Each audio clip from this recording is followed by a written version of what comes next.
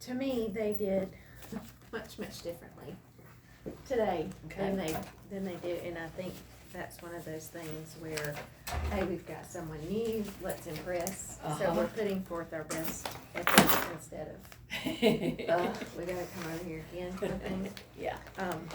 Because it was kind of funny that, I brought up Australia, and they're all like, oh, that's Australia, and consistent too. I know that word, Yeah. I knew y'all were going to have a problem with this. And some of that is that, did they really all know it, or did they all pretend like they knew it because they're trying to impress too? Does that make sense? Yeah. So it's not that you don't know your kids. I want to reiterate that, all right? Because I'm not really sure if they all knew consistent. Right. Okay? I have a feeling there was a couple, like Aiden said, it tripped me up. I thought it was consonant at first, and I'm glad he admitted that. Right. That one. Yeah. But thinking about what you saw with them today, let's kind of go to the reading behaviors for a moment. What did you notice? Because comprehension was a thing that we wanted to basically do. So let's talk about what did you notice about your kids during the reading and asking the questions. What did you see? Some of them stuck with the same answer every time I would ask them. But what did you learn off this? Oh, I learned this bathroom is fancier, or whatever. Okay. It wasn't a true learning anything. Okay. One in particular, when I asked him about what he had learned on that page, he had missed the whole part. I really had to pull it out of him that there was even a bathroom built there. It was the one on the lake. He was so... Which one was that? Which child was that? Aiden, who was number 2 coming around this way. Okay. The one that said he was stumped with consistent. Yeah. He reads brilliantly but doesn't pay a lot of attention to what he's reading. And so I think that's a lot of his, is getting him to slow down and pay attention. I noticed when he was reading, he would skip lines. He would read this and then skip to a, instead of continuing on the next line, he got confused as to where he was, but he kept on, so I had to stop him, make him go back, and for a line or two, let him use his finger to keep on task. And part of that, he is a student who takes medication, and I'm not sure that that's right at the moment for him. Because I think he can have some adjustments in that, and it would help him out a lot at school, because he loses focus on a lot of things. But I really had to question him more basically to get him to say that there was a bathroom on the lake. Okay. He was more caught up with the poop and pee being in the lake than the fact that they fixed that problem. Right. So he needs more. He needs something a little more to get him moving there. Right. Who else are you concerned about? I didn't get to spend a lot of time with Devin today, because you were over there by him, the one in the yellow, the very one right beside him. He's one that sometimes has some of those same problems. And he struggles more with his fluency than the others. So I think that he's concentrating so much on making sure he's getting the right words that sometimes that impedes his comprehension. Well, let me tell you what I noticed about him as we were on there, okay? I listened to him read. I only had to tell him one word, and that was though.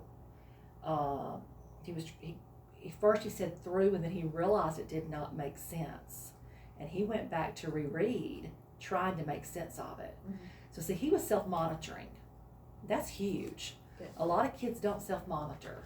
He did it more than once. He self-monitored, okay? Also, these little marks here, he was starting to phrase. His phrasing is more 2 or 3 word phrases, where we want to, as a 4th grader, get him into maybe some 4-word phrases and things like that. But he is phrasing. Okay?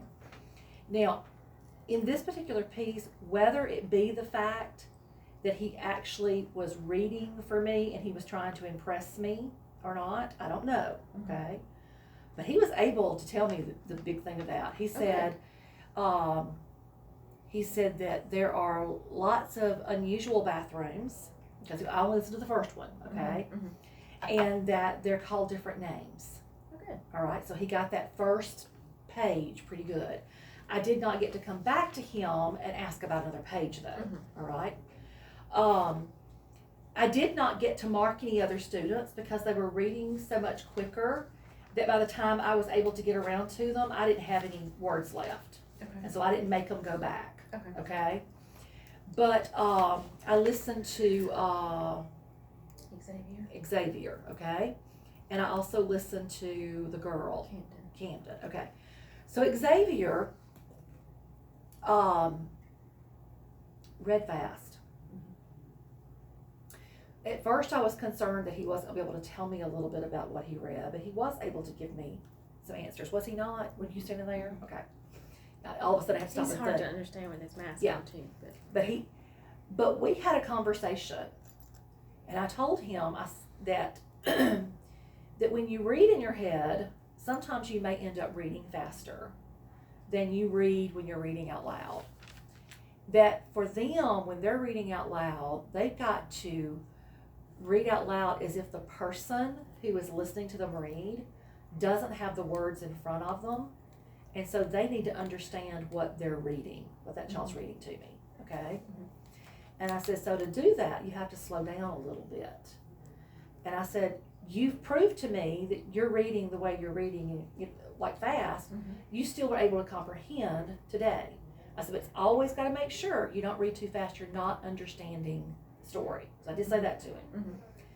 Then I had him practice the next page as if he were reading it to me and I couldn't see the words. And he slowed down, all right? We had this conversation yesterday because it was a child who, that is that child's problem. And so we were wanting to make the connection for those kids that when you get to a certain age, you really don't read out loud a lot, okay? You read out loud for the teacher to hear you, just to make sure that your reading behaviors are where they need to be. That's the reason we listen to them. Otherwise, they can read in their head at this certain. In fact, I think it's an O. I think an O is one of those too. But the O that they can actually talks about them reading silently in their heads. So you could even think about telling them they can read. They don't have to whisper read until you touch their. So like that would help Aiden, who reads when he reads out loud, he can't get quiet. If he can read in his head until you touch him, that's fine too. Okay. Does that make sense? I've got some in my my higher two groups that ask me on a regular basis, can we read silently? Yeah. Well, sometimes it's on the bass. Well, no, I have to hear what you're saying. Yeah. So I know whether you're reading it correctly, but and I think they are so used to reading silently that when they do read out loud, they feel like they're stumbling. Right. And it bothers them that they're stumbling. Right. I know that you're a good reader. So. Yeah. So I think that's just a matter, though, of helping them understand why is your teacher listening to you read? And maybe they need to understand that. Maybe you just tell them, I listen to you read to make sure that I'm not missing something I need to help you on. Okay. That's why I'm listening to you read. When I'm not listening to you read, if you want to read in your head, it's fine with me as long as you are making meaning, that you're comprehending what you read. I'm fine with that. Does that make sense? But with him, like I said, he did better after that. So I'm curious if he will continue to do that, or he maybe needed to be reminded of that. All right? But he did make sense of the page that he read. Your little girl, what's her name again? I'm sorry. Camden didn't have really a whole lot of problems, except she did do a lot of self-monitoring. So I couldn't decide if she was one of the ones like you're talking about that kind of got fumbled with some words, or if she struggled a little bit. But she figured out she didn't do it right, and she'd go back and fix it. She is, she's one of mine that is pulled. Afterwards, they were leaving to go visit with them. She struggles a bit, and I think, for lack of a better word, her brain works faster than her mouth does. Yeah. And so that happens to me sometimes. It goes. It seems like she's just out there sometimes. She really knows what's going on, but she's not sure how to get it Yeah. from here to Yeah. articulate about it. And so she's a mystery to me a lot of days, as to how I So see, can I kind of then wonder help her. where you're going with them with the sticky notes, Mhm. if that will give us some answers about her, okay? Because if she's reading, now she's self-monitoring and she's correcting it, so let me just go ahead and say that. That is a good thing she's doing, okay? Mhm. But making sure that she's making meaning of her text as she goes along will be that stop and jot kind of thing that we talked about, those little sticky notes. Mhm. Give them opportunity. Now, in a fiction text, I don't have them stop on every page. I have them, go through and like pick a few pages that they can stop on. Does that make sense? Mhm. Because I don't want it to get to where they just stop every page, because then it just gets to be too long and it gets to be an issue. But every few pages, have them stop and jot, like summarize so far what's happened, Mhm. and then they add to it, is my point. And that way you can see visually if they're comprehending. But coming back to, again, the oral, it might be just asking her, Mhm. just simply saying, Camden, I notice that when you read, you get a little stumbled over some things, but you get them correct because you come back and self-correct it, you fix it. Talk to me about when you're reading out loud, what do you think causes that problem sometimes when you read out loud? And she may say to you, I get nervous, or she may say to you, I'm thinking so much that I can't, whatever she says, but at least see if she can voice Okay. why. So ask her that. Okay. Okay? All right. So, from there, we were looking at comprehension from the reading. So talk to me what you felt like with your comprehension today. I feel like that, which we did, some basic just sharing what they were thinking about it. So they're getting the gist of the book, that there's lots of varieties of restrooms and that kind of thing. They're getting the part that they're creative and they're unique, and that's what the main thing that the writers wanted us to know about. Their connection, like you said, was great, and I appreciate you going ahead and bringing in that creativity and imagination part, because those two words are something that are hard for them to grasp. Right. Right. Being creative and using their imagination is not as, I guess, dominant or as commonly seen now in the classroom, that we have digital everything and they don't have to be, Right. But I do have some kids in there who are very artistic, very creative in that group. So I know this was something that really set them on fire. Like if we have indoor recess, that's the group that's going to get together and draw and, create a story or whatever. So I think, they connected with it, which is good. I'm hoping that they'll see that message clearly, once we talk more about it tomorrow. So let me show you a couple of things that I did not get to show you earlier, okay? Okay. In this particular prompting guide 2, okay? When you go to start looking at the sections, all right? So when you look here at section 2, it's the green section. And it talks about self-monitoring and self-correcting, searching for and using meaning, summarizing, predicting, inferring, making connections, synthesizing, analyzing, and critiquing. Okay? So today, because we were going to try to help them make those connections, and I just goofed because of time, but anyway, we could have gone to 25, okay? Which is going to be right here at making connections. And what it does is that even though this one is laid out different, it has the teach, prompt, and reinforce, okay? This does, because it tells you that you can think about how, what you already know about the subject and try to teach them something about the book, okay? It tells you can think about what you already know and what helps you. But here is what I really want to go to. This gives you some actual stems that you can use for making connections. So think about what you already know about bathrooms to help you understand this book. Or what do you know about this? Or what did it remind you of? Or do you, if you need support in some question stems for there. Okay, does that make sense? Does the same thing for summarizing, for inferring, etc. So there are things there.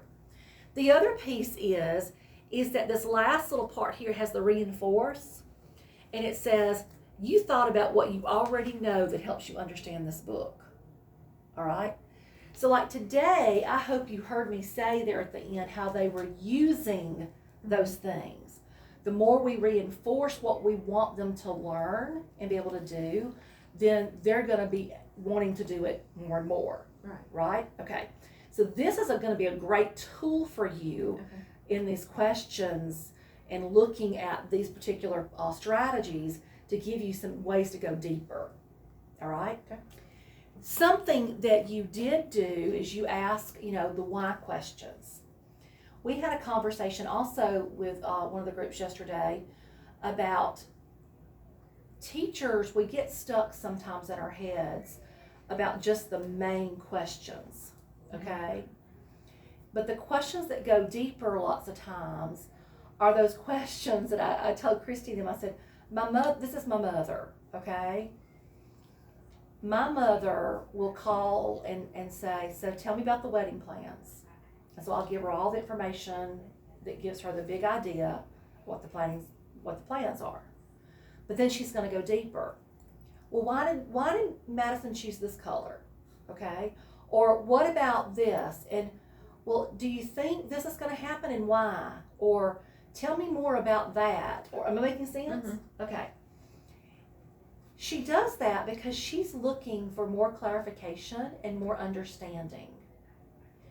I laugh about that because sometimes my mother will bug me to no end because I'm going, I don't know that answer. I don't know that answer. Okay? All right? But I've really thought long and hard about that and how really as a teacher, specifically in trying to get to the bottom of helping kids learn and understanding why they do something and for them to also understand why an author may have done something, those are the kinds of questions I need to add to. Does that make sense? So it is more about that. So we're going to stop for just a moment, okay? Was there anything today that we did in questioning that you felt like took the kids a little deeper that possibly was not written right here? Anything we may have said that took them deeper? You asked, is there something you could do different to a bathroom and had them think deeper into ways to be creative, and then you led into being creative. Okay. And go ahead. No, you got I like how you told them to turn to their partner. Yeah. And Yeah. tell them.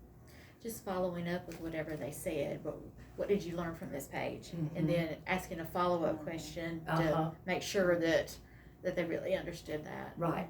Yeah. And those are things that you just begin to just do innately, All right. Christy mentioned the partners. With a group the size of yours, the 6. If you're like me, you can get very tempted into wanting to hear everybody with everything they say. You can also get very tempted to continue to let conversations just keep going, okay? I've had to learn, one, that a group that large, turn and talk is your friend. And that turn and talk works well, and you can actually drop and listen a little bit so you're hearing pieces of what they're saying, okay? And you can even come back and you can quickly say, well, I heard this and I heard this and I heard this. Or you could say, so-and-so, tell me what you and your partner were talking about. But you don't have to, again, hear from everybody. Does that make sense? as long as you're getting out what you want the kids to understand from what you're getting. So I find that works really well when I have a larger group. But again, I have to keep reminding myself, what do I want to accomplish in this? Because if I'm not careful, I can go into everything about the book, and we could spend 30 minutes just on this part. Does that make sense? Right. So I'm just reminding teachers that is easy to do. We have to go back and remember, what do we want to accomplish today? What do we want them to be able to do? Because they're getting another book. So throughout the entire year, we're covering everything. And remember, it's not about the book, it's about the strategies that we get them to do, right? We get them to use. Okay? All right. How did you feel about the nonfiction text features? I mean, they remembered a lot of them. None of them discussed the captions or the sidebars. Yeah. Which doesn't mean that they didn't know them. None of them Right. pointed them out, but they did. Right. The main ones that I would have pointed out first. So I think they were doing pretty good with that. Which kind of surprised me, like I said, because it had been so long since we had addressed nonfiction. But maybe something's sticking in there. It is. It is sticky. So let's talk about very quickly, what are some possible next steps for this group? Not so much about this book, but about the skills and strategies that will be next steps for this group, based upon what we learned today. Well, I like the jot and, what do we call it? I'm sorry. Stop and jot? Stop and jot. I write everything down, but then I don't know That's what page okay. I wrote it on. I like the stop and jot because it gives them a chance to breathe in between trying to tackle those words.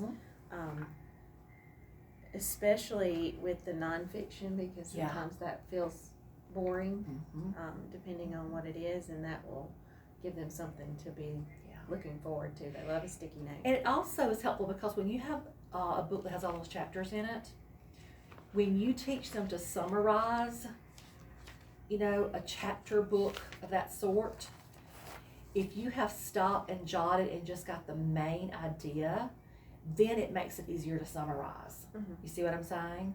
Otherwise, they want to do a retell, correct? And there's a difference between a retell and a summary. We know that.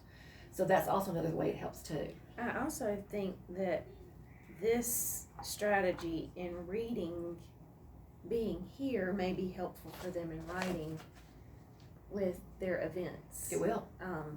Just because for this group, that seems to be the group that, there's a couple in there who are really good at coming up with things like those creative ones that I talked about earlier, but there are some in there that are stuck. So I think this, especially if I use it with fiction, will help them with that as well. So very quickly on that stop and jot too, if you want to get it out there quicker so that a lot of your kids can utilize it a lot easier, you can do it as a whole group with a read aloud. Right. So you can take a one of those great children's literature books I'm talking about, and you could model for them how, after you've read a couple of pages, how you're going to stop and jot real quick. You see what I mean? And then give them a sticky note after a little bit to let them stop and jot after you've read so many pages, just to give them some practice on what that can be like. All right. So then it makes it easier.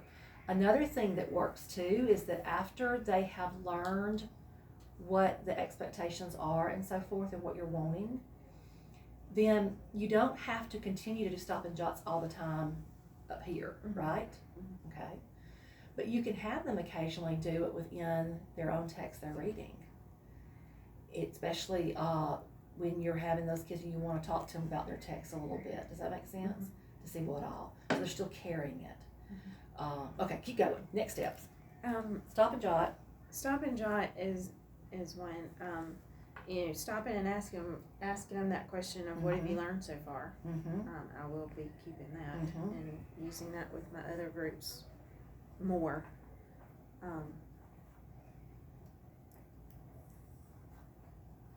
And for fiction, it's just that what's happened so far. Right. So it's the same question. It's just a different way. What have you learned and what has happened? Mhm. Okay. Going ahead and giving them up front that visual of Australia, even though they were miraculously not needing it. Everybody apparently watches, what's his name, the crocodile man's family.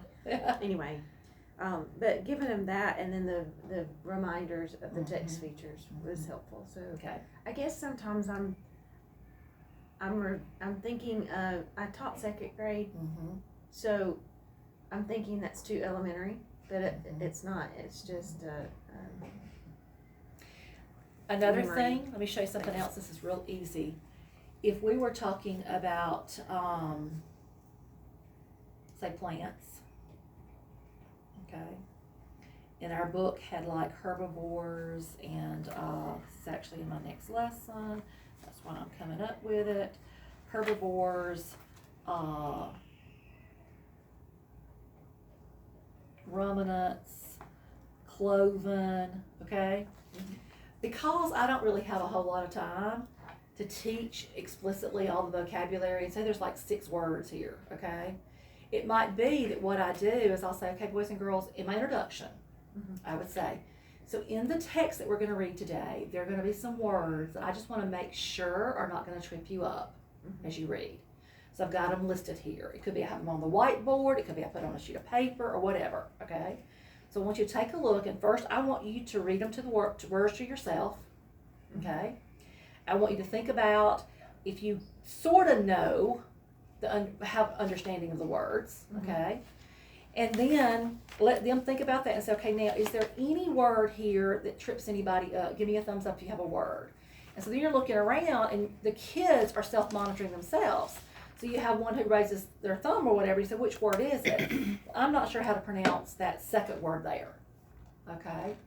Well, because of time's sake, I'm probably going to go, well, that word is ruminants. Okay. So when you get to it, you'll be able to pronounce it and just keep going. It's not like a long vocabulary thing, but it goes back to what you were talking about with visuals very quickly. You just quickly go over that and then you put it aside. Does that make sense? Okay. All right. And then the other thing I'm thinking for next steps is going to be what we talked about earlier, is going to be that the words, the syllabication. Okay. Now, because again, I feel like with second grade, you probably have some understanding of this, but think about what we did with the syllables today. Like, what do you think made a big difference in what I did with them today with syllables? Just the step by step. Yeah. Of not just saying, where do you hear, because immediately you saw them clapping, because that's what they're used to, but, saying, where are the vowels? Right. What are the vowels, and labeling those. And showing them that it's just a small part that they're learning. That's right. And then doing the other part. Absolutely. So see, with that, then, what you, again, where you're probably going to want to go is, we talked about closed syllables today, okay? Getting them to begin to see that. I would possibly give them some more tomorrow, or the next day, whatever day you do this week. I would think about some words that might be a little trip you up kind of words. Now, my best friend was always Words Their Way. It's an old book. I know there's some probably around the school somewhere. It's called Words Their Way, but I also use Google a lot too, okay? I need 3-syllable words, I need 2-syllable words, whatever I need. And then I go through trying to find ones that I think might not be something they know, okay? And when I say trip them up, I want them to have to work towards it. I don't want it to come so easy that because they already know the word, is my point, okay?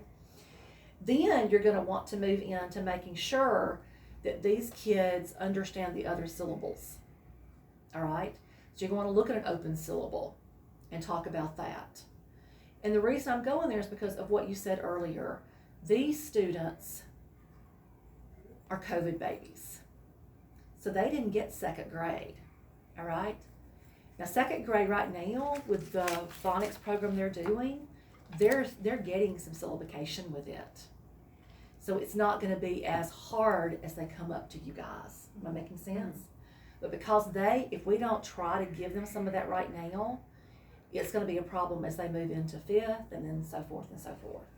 So I would really kind of look at syllabication and try to, even if I add my own word work here sometimes, because they might need the syllabication and not need what's here. Okay. So kind of think about whatever's here and make sure that so that they can attack those multisyllabic words. Okay. All right. Okay. The thing that I want to remind all of us of is that it is so easy. I am so guilty of it. In fact, I was so much more guilty yesterday than I've been today, I think. And that is in my planning yesterday with a couple, at least one of them, I think I talked more than that person talked. Okay? Today I've done a little bit more talking too. Does that make sense? Mm-hmm. Learning happens when I get you to talk more. Does that make sense? Mm-hmm. So we all as teachers have to be cognizant of the fact that I have to stop and remind myself, how much am I talking and not allowing the person I'm working with so learning happens. Mm-hmm. So I want all teachers to be cognizant of that. And that's something, Christy, as y'all continue to support all your grade levels, to remind them of too, is that who's doing most of the work and who's doing most of the talking. I need to talk when it's something that's new or difficult for the kids to help them, okay? To give them ideas or whatever.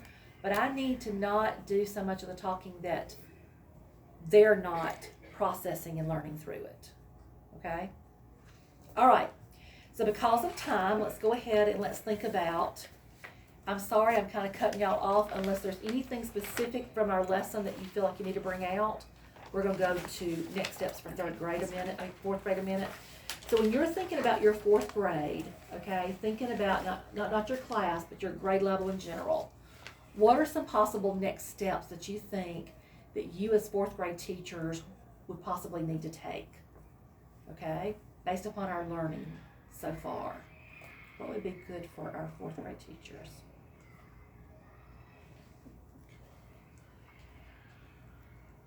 I think the strategy of stop and jot is something that we need to introduce to them, and I think that would be very helpful in a lot of situations. Okay.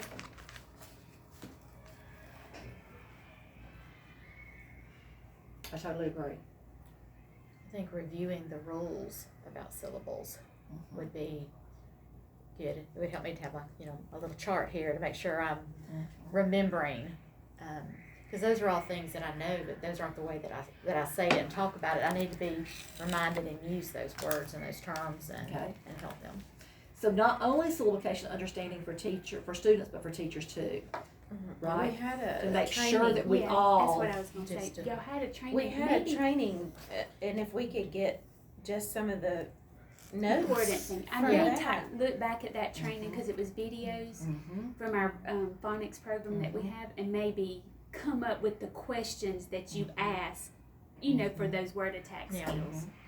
I'll look back at that. Because so and many see. of us were looking and going, what's a closed syllable? I don't know what a closed syllable is, And if you've never taught it, I could see where it would be It's been a really long time. difficult. Yeah. But just having my little cheat sheet, going Absolutely. through and reminding myself of those things, and Yes. I think that would help everybody. Yeah. I agree totally. Yeah, I I'll do. look into that. Okay. and also, I know that y'all have said over and over again, it's not a script. We don't have to say everything that's on these papers. But, when we say we're doing word work, until you just said, do your own word work if that's what they need, I didn't feel like I could do that. And I know there's more people in my hallway that probably feels like I can't change what the word work is. This is what's on the paper, so this is what they need for this lesson. And if that's not where they're at, then we need to be able to change that. And you just said you're the God of guided reading right now, so therefore. That's one of the things that we had yesterday too, was that the teaching point and word work, you adjust for responsive teaching. Oh yeah. Because the teaching point can be that way too, okay? Let's say, for example, that you've realized that your students can't summarize, okay? And they need to summarize because they need to do it ASAP because you've got something they really need to start summarizing on. Does that make sense? That it's okay to change the teaching point to summarizing because they need that. So teaching point and word work, very much so, is you can change those things to meet the responsiveness of your students, okay?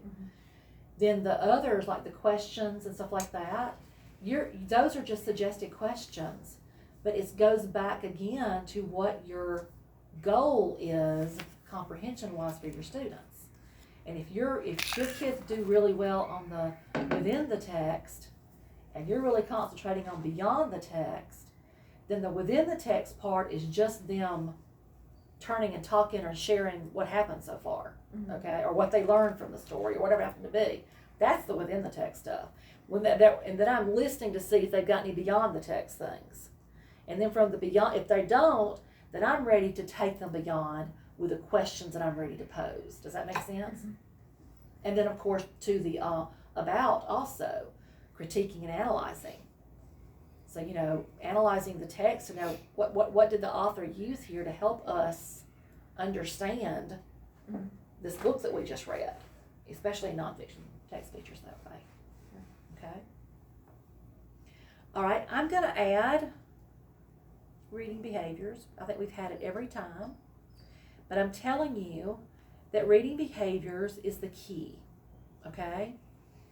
The more you get comfortable as teachers, knowing what you're looking for, understanding what students do, identifying them, whatever you want to say it, and then knowing how to support them, the better and better you get, then the more your students are going to move even more. Does that make sense? Okay. And I'm going to add a little bit about comprehension because that's going to be our next focus with our lesson study in March. Okay? Is going on with comprehension. Do y'all feel okay with that? Okay. So these will be things that in your PL will be talked about too. And what I told Christy and Charla is that last time they led it. What I would like to happen this time is they'll still be in charge of leading, but I'd love for you guys to be a part of it because they need to hear from you too what you're experiencing, okay? So I'm going to challenge both of you to try a little bit of this with some kids where you're not so worried about the accuracy rate, but you're just taking notes really on what they're doing, okay? And from there, determine what they do well and what we're going to work on.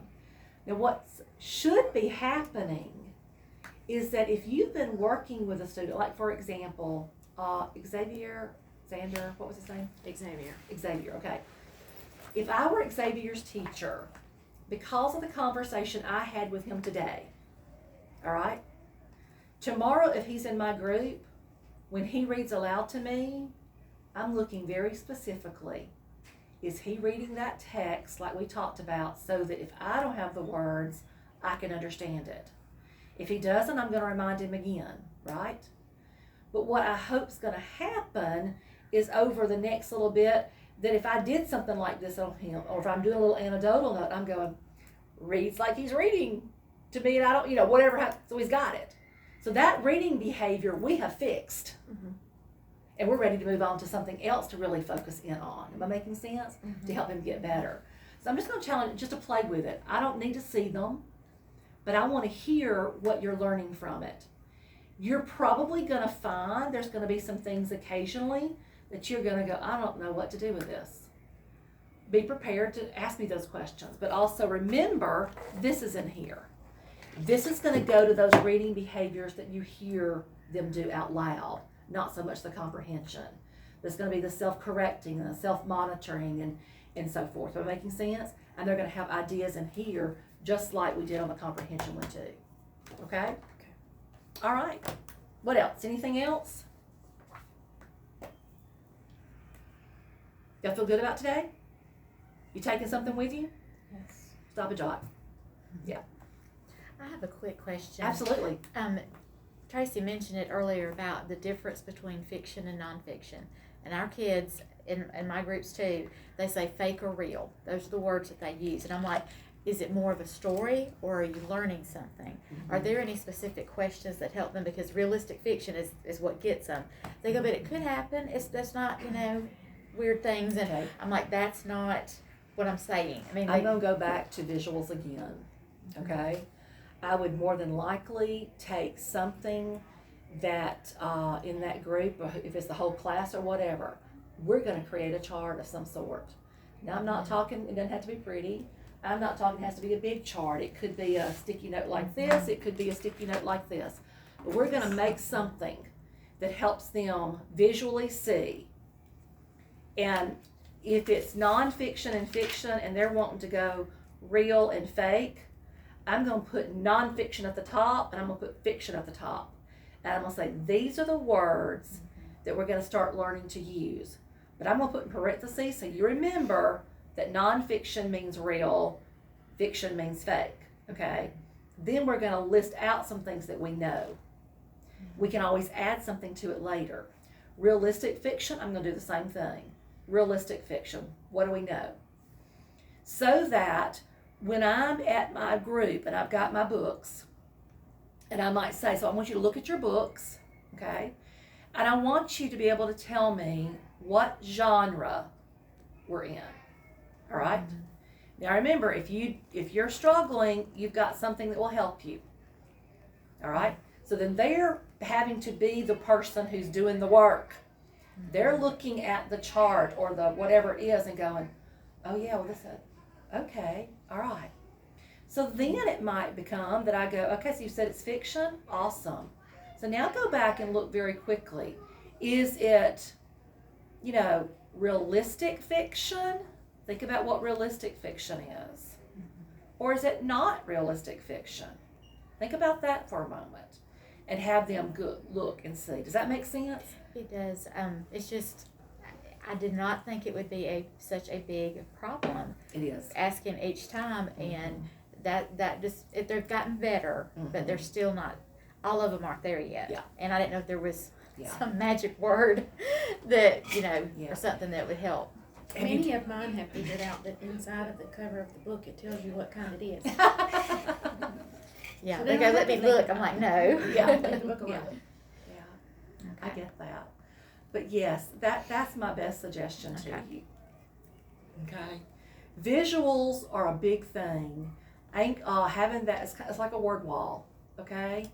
Anything that you can have that they can refer to until they own it. But see, you do the same thing, okay? You want your cheat sheet? Well, I want my cheat That's sheet. right. And that's what it is. It's a cheat sheet for them. Because eventually, you won't need a cheat sheet. And so right now, they need a cheat sheet until they own it, without you having to always tell them. So if you've got something else that's a cheat sheet for them so they can make those connections, then they can do it on their own, and eventually they don't need it at all. Okay? Try that. Are we good? Yes. Be praying for your little friend. Absolutely. He and his family, that's just breaks my heart. But I enjoyed it. I think we had a great day. But I don't know that he knows right now. He clearly doesn't, because he wouldn't. Yeah. God love him. He was the little guy on the back row. That's right. Yeah, he sits back in the back row. God love him. All right, I'm gonna do something because of time. Yeah, we got our next one at the middle school at 1:30, and you gotta eat lunch. So I'm going to,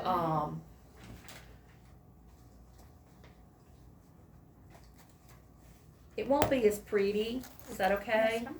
Okay. Y'all were, are you wanting that, you needing them? No, y'all can go. Yeah. Okay. Thank y'all. Do you wanna get your lunch and eat? I'm just gonna write this here and then we'll leave, or I'll eat or whatever. I So just you wanna wanna get eat over this. there? Okay. Either way is fine. Okay. I'm gonna write with my pen in the purple. Thank you, ladies. Thank y'all y'all. so See ya. much. I'll see you next month. Okay. And I'm putting